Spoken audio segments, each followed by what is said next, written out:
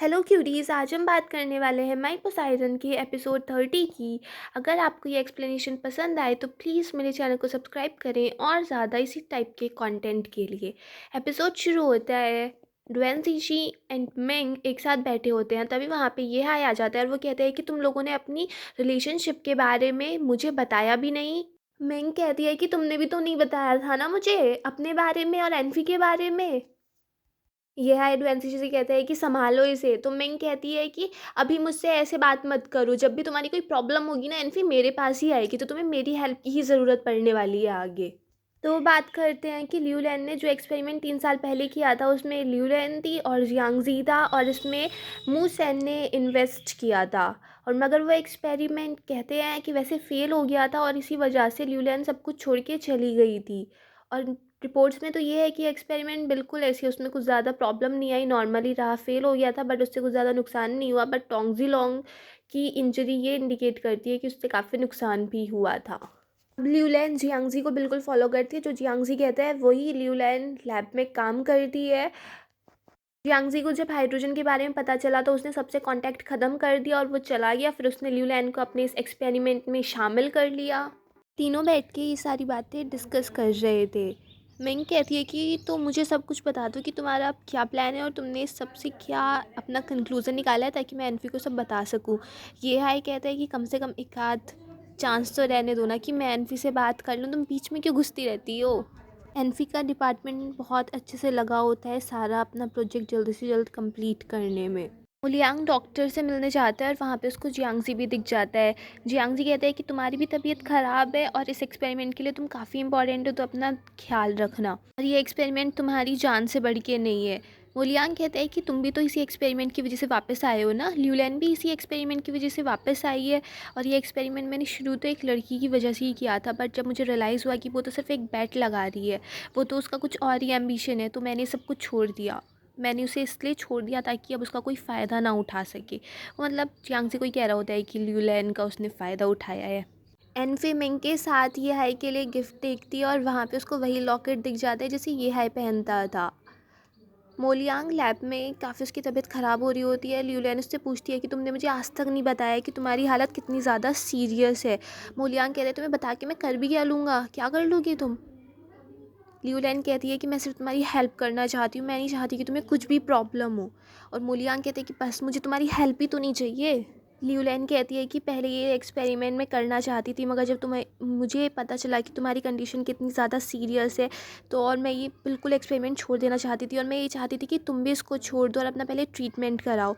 But मुझे पता है कि तुम्हारी कितनी ज़्यादा बड़ी विश है कि एक्सपेरिमेंट सक्सेसफुल हो, इसलिए मैंने सोचा कि जियांगजी यहाँ पे ज्वाइन कर लेगा तो एक्सपेरिमेंट हम जल्दी फिनिश कर पाएंगे। मूलियांग कहता है कि इसका मतलब तुम जियांगजी के साथ काम कर रही थी, तुम उसके लिए काम कर रही थी।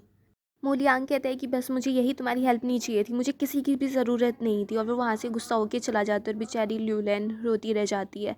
फिर दिखाते हैं ये हाय एनफी को एक गिफ्ट देता है और फिर वो अपने साथ एनफी को ले जाता है और उसके बाद वो एक डाइविंग सूट भी ला के देता है कि मैंने तुम्हारे लिए स्वीडन से मंगाया है, अब देखो कंपटीशन में हम दोनों पार्टिसिपेट करेंगे और इसे पहन के तुम फर्स्ट प्राइज़ भी आराम से जीत जाओगी। फिर एनफी भी अपना गिफ्ट लेके आती है ये हाई के लिए। वो कहती है कि वो मैं एक रास्ते में से जा रही थी तो मुझे दुकान दिखी और तो मैंने सोचा चलो ले लेती हूँ। ये हाई कहता है ये वैलेंटाइन गिफ्ट है ना मेरे लिए। जियांगजी सोच रहा होता है पुराने टाइम के बारे में जब उसको मना कर दिया गया था कि एक्सपेरिमेंट हम आगे नहीं करेंगे और उसके पास अपनी रिपोर्ट्स भी थी कि उसकी हालत ख़राब है। और ये हाई के ग्रैंडपा ने कह दिया था कि पहले तुम अपनी ये हालत ठीक करा लो, अपने लिए ट्रीटमेंट करा लो, फिर हम ये कभी एक्सपेरिमेंट आगे देख लेंगे। और जियांगजी इसके बाद बहुत परेशान हो गया था। वो ये हाई का लॉकेट पकड़ के कहता है कि पहले तो तुमने मना कर दिया था कि एक्सपेरिमेंट नहीं होगा, मगर अब देखो मैं इसको कंटिन्यू करूँगा और मैं इसको पूरा भी करूँगा। और फिर वो क्या काम करता है, ये हाई का लॉकेट फेंक देता है और उसको तोड़ देता है। जियांगजी के पास एंड्रयू का कॉल आता है और एंड्रयू कहता है कि अब मैं तुम्हारी तरह वेट नहीं करूँगा, 10 साल में मैं उसको जल्दी ही ख़त्म कर दूँगा। जियांगजी भी कहता है ठीक है तुम्हारा टाइम आ चुका है। फिर वो देखता है कि एनफी और ये हाई के पिक्स और वो सोचता है कि ये हाई अब तुम एडवांस टेक्नोलॉजी के बिना कैसे मैनेज कर पाओगे, मैं भी देखता हूँ। और वो ल्यूलैन को कॉल करके कहता है कि सारी जो टेक्निक्स हैं इसको स्टोर करने की वो मेरे पास ले आओ और मोलियांग का जितना डेटाबेस है वो सब भी मेरे पास ले आओ। ल्यूलैन कहती है कि मैं सिर्फ मोलियांग की हेल्प करना चाहती हूँ इस एक्सपेरिमेंट को कंप्लीट करने में, प्लीज़ ऐसा कुछ मत कराओ। जियांग जी कहता है कि क्या तुम्हें लगता है कि मोलियांग तुम्हारी बात मान लेगा? अब उसने एनफी की वजह से अपने सब कुछ चेंज कर दिया है। भले से पहले उसने सब कुछ तुम्हारी वजह से छोड़ दिया था, मगर अब वो तुम्हारे पास नहीं रहा। एनफी एक ऐसी लड़की है जिसने दो दो लोगों को अपने पास कर रखा है, ये है एंड मोलियांग। अब तुम्हारे पास कुछ नहीं बचा, वो प्यार भी नहीं रहा, ना तुम्हारा एक्सपेरिमेंट रहा, ना तुम्हारी ग्लोरी रही। हम दोनों ही रिस्क टेकर हैं और इस बार तुम बैठ हार चुकी हो। अब तुम्हें नेक्स्ट डे डाइविंग कंपटीशन था और उस दिन लियोलैन बहुत ज़्यादा गुस्से में थी एनफी के ऊपर, और वो उसकी जो वॉच रखी हुई थी उसको चेंज कर देती है। ये है एनफी से कहता है कि तुम चिंता मत करना, फर्स्ट प्राइज़ तो हम ही जीतने वाले हैं। और हम कोई अपना ऐसे वो तैयार कर लेते हैं कोई साइन वगैरह कि जब हम जीतेंगे तो हम वही करेंगे। और फिर वो कहते हैं कि अगर हम हार भी गए तो भी कोई दिक्कत नहीं है। उन दोनों को देखने वहाँ पे लेनोवाइन भी आ जाती है और फिर एनफी ऐसे फ्लाइंग किस भी देने लगती है और ये है पकड़ भी लेता है। तो उनको देख के लेनोवाइन कहती है कि प्लीज़ यहाँ पे अपने आप को कंट्रोल करो थोड़ा, और एनफी कहती है कि यहाँ पे तो लोग खड़े भी नहीं हो सकते हैं जहाँ पे आके तुम खड़ी हो गई हो। तभी वहाँ पे एक गार्ड आ जाता है और वो लेनोवाइन को वहाँ से ले जाता है। फिर दिखाते हैं एंड्रयू को और वो भी बोट लेके निकल जाता है। कंपटीशन में सबसे पहले ये हाई को भेजा जाता है, उसी का फर्स्ट नंबर था। और जब ये हाई नीचे जाता है तो वो जाता रहता है और एक टाइम पे उसको थोड़ी उसकी हालत ख़राब होने लगती है और तभी वहाँ पे एंड्रयू आ जाता है। तो ये हाई का गला पकड़ लेता है और उसका मास्क वगैरह भी सब कुछ हटा देता है और उसको वहीं छोड़ देता है। ऊपर सब वेट कर रहे थे कि ये हाई आ क्यों नहीं रहा है, उसके जो नंबर्स वगैरह थे वो भी चेंज नहीं हो रहे थे, सब मॉनिटर्स में पहले जैसा ही आ रहा था। ये हाय पानी में ही याद करता है कि कैसे उसके मम्मी पापा उनको देख रहे थे और ये हाय और ये टियान आपस में खेल रहे थे। सब ये हाय का वेट कर रहे थे और एनवी बहुत ज़्यादा टेंशन में थी कि क्या हो गया है। तभी वो पानी में कूद जाती है और वो जब देखती है तो उसको ये हाय अंदर कहीं दिखता नहीं है, बड़ी मुश्किल से उसको ये हाय दिखता है और फिर वो ये हाय को बचा लेती है। डुएनजी जी एंड्रयू के पीछे लगा पड़ा था कि वो कहाँ कहाँ जा रहा है। मिंग डुएनजी जी से कहती है कि यार ये मुझे जियांग जी के बारे में और बातें बताओ ना, मुझे अभी उसका इंटरव्यू लेना है कि मैं देखूँ तो कितना ज़्यादा वो फेक बातें मुझे बताता है। और डुएनजी जी एंड्रयू के पीछे लगा पड़ा था और इतने में ही एंड्रयू देख लेता है कि उसका कोई पीछा कर रहा है और वो गायब हो जाता है वहाँ से। एंड्रयू जियांगजी को कॉल करता है और उससे कहता है कि वैसे तो मैंने ये हाई को वार्निंग भी दे दी थी, मगर उसको एनफी ने फिर से बचा लिया। जियांगजी कहता है ये एनफी बीच बीच में क्यों आ जाती है।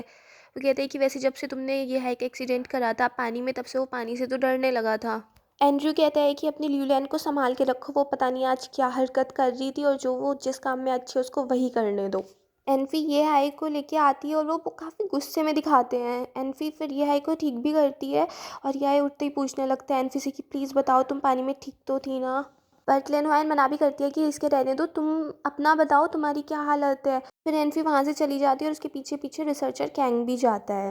एनफी बड़े गुस्से में जा रही होती है और वो काफ़ी अजीब से बिहेव कर रही थी, ऐसे कोई उसके चेहरे पे इमोशन नहीं थे और वो बात भी नहीं करना चाह रही थी रिसर्चर कैंग से।